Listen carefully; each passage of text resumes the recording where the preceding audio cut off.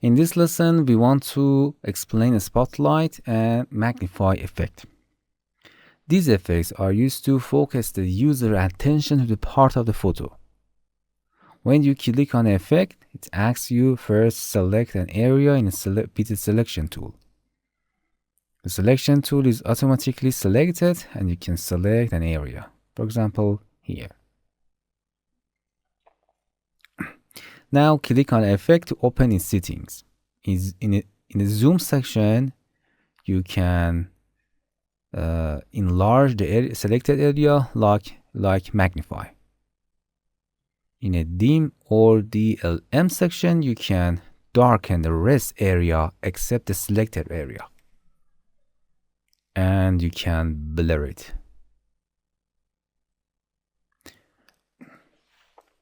And apply a shadow to the selected area with drop shadow. The resize canvas to feed option is when, for example, we move the selected area in a position area in a horizontal or vertical,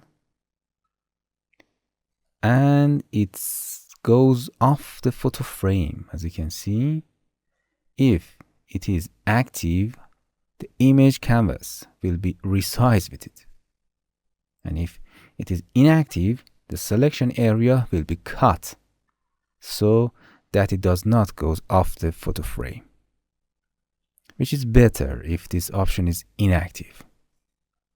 If you want this effect to be applied, click the apply button.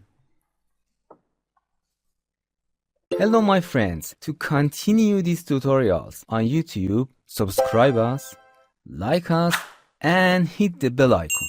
And now you will be alerted about all of the amazing videos that we release.